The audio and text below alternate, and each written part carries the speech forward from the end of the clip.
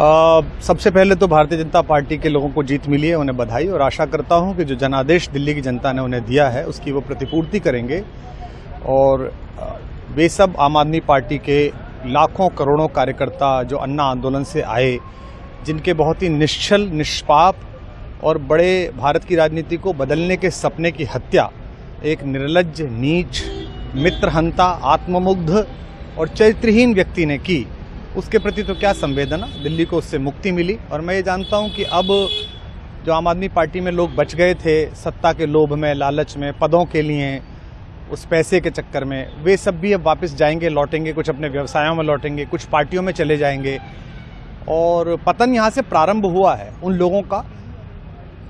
मेरे लिए कोई प्रसन्नता का और दुख का विषय नहीं है, मैं बीच में खड़ा हूँ। प्रसन्नता इस बात की है कि करोड़ों लोगों ने आशा लगाई थी, करोड़ों लोगों ने, लोग अपनी नौकरियां छोड़ के आए थे, व्यवसाय छोड़ के आए थे, दुश्मनियां ली थी लोगों ने, उन सब की हत्या एक आत्ममुग्ध आदमी ने, एक चरित्रहीन आदमी ने अपनी निजी महत्वाकांक्षाओं की पूर्ति के लिए की।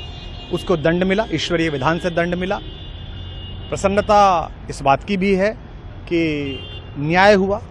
आज जब कहना नहीं चाहिए, लेकिन आज टीवी पर जब जंगपुरा का निर्णय आया और सामने दिखाई दिया कि मनीष हार गया, तो सदा तटस्थ रहने वाली और राजनीति से विरत रहने वाली मेरी पत्नी जो है, उसकी आंख में आंसू आ गए, वो रोने लगी। क्योंकि उसी से उसने ये कहा था कि अभी तो है ताकत, और उसने कहा था भैया ताकत सदा तो नहीं रहती। तो ये अहंकार आशा करता हूँ अगले लोग नहीं करेंगे, जो बाकी दल है वो नहीं करेंगे, इससे सबक लेंगे।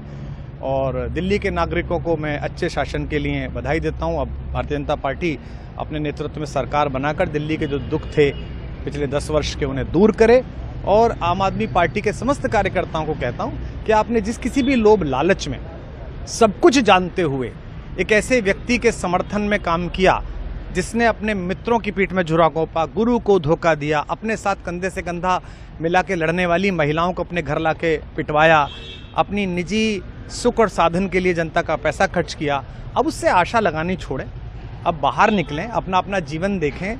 मुझे राघवेंद्र सरकार राम की कृपा मिली, जिनका ये घर है, जिनकी कृपा से मैं यहाँ खड़ा हूँ। मुझ पर कृष्ण कृपा हुई कि मैं इस निर्लज्ज सर्कस से बाहर आ सका।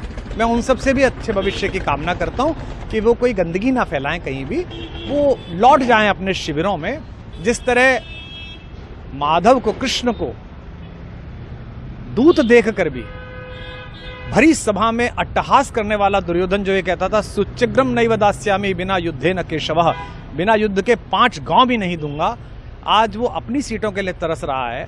और मुझे पता है कि इस दुर्योधन का अंत भी टूटी हुई जंघा के साथ बड़ा ही दारुण होगा, और भारतीय राजनीति एक कलंकित अध्याय के रूप में इस बौने दुर्योधन को और इसके दरबार के तमाम शकुनियों को याद करेगी।